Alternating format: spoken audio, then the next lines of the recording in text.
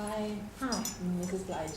Of course, the first question is always mandatory. You're in Italy, and we're going to ask you about the duet with Tiziano Ferro in your new album. How did it, how it was born, and how did you meet these things? Okay. Well, we did a version of the song Each Tear with several different artists around the world, and and so when we were doing the research about who we were going to use for this, I'm sorry, we had to do research basically on who we were gonna use from over here. So basically, the label and us, we went on a search to find out who was the artist over here, and it was Tiziano. And so we did one in Australia with Vanessa Amorosi. We did one in Germany with artist from a band called Raymond, Jay Sean in London. And so we just did it with several different artists, and Tiziano is the man over here. So we wanted to do it with someone where people would be able to hear the song, and the message was so strong, we just didn't want people not to hear it. So that's why. Okay, second question is, you made also a couple of Zeppelin's cover in this album, that is Valhalla Love and Stairway to Heaven. Mm-hmm. Why the Zeps and why this kind of songs? I mean, Well, on the Breakthrough album, we had covered a song with U2 called One, which is a rock and roll tune as well.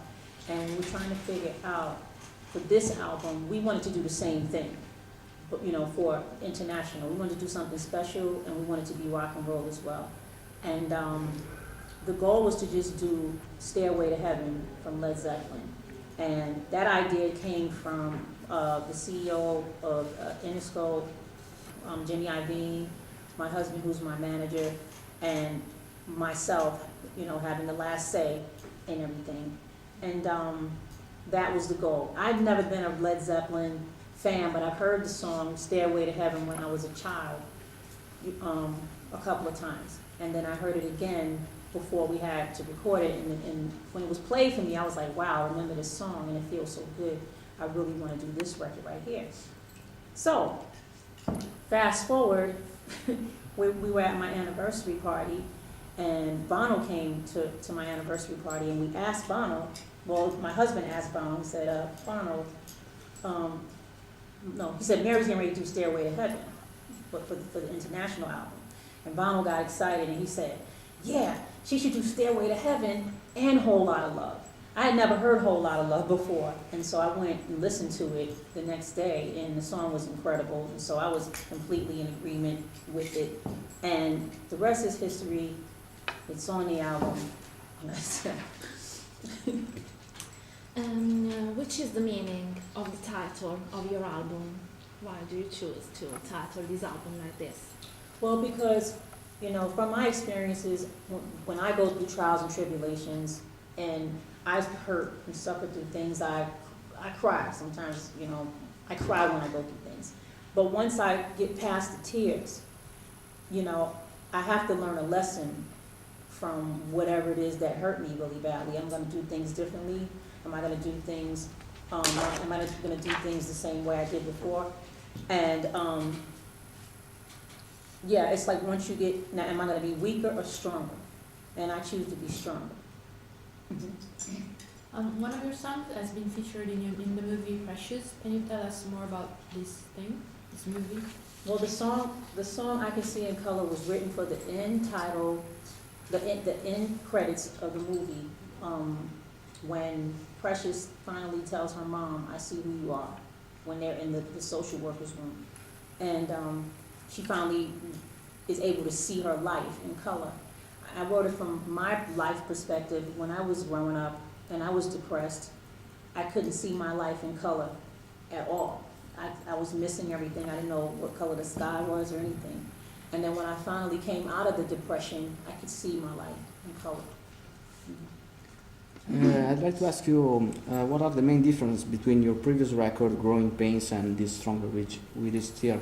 Your music keeps evolving record after record, so I'm curious about that. Mhm.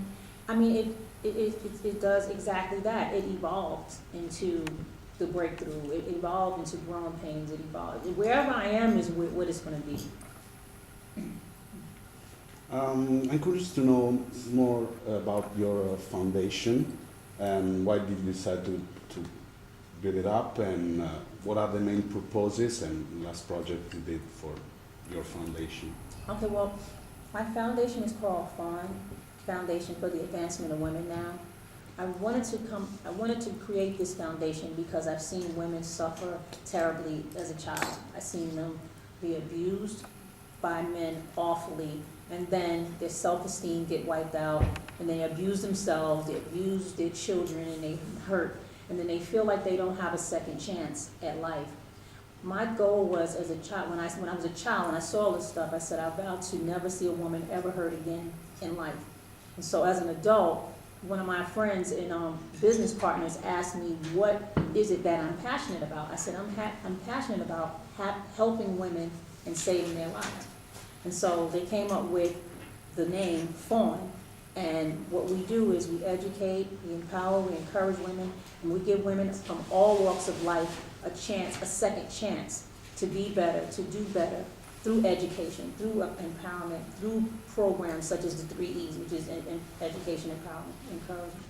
And sends young women to college, you know, raise money to send, you know, women to college. And it also offers a forum where we can actually sit and, you know, talk about things, you know, and get it off of our chest. So it's just to help women all around. What's the last thing you've done to raise money, the last project you've done to raise money for the foundation? We've done fundraisers. We had our first fundraiser in August that just passed. We've had several fundraisers, and we've raised so much money already. And we're sending a bunch of women to college from Women's Academy of Excellence, Harlem's Children's Zone. These are schools in New York, so we're on the way. I opened the Mary J. Blige Center for Women in Yonkers, where I saw all this abuse happen, so we're doing some good.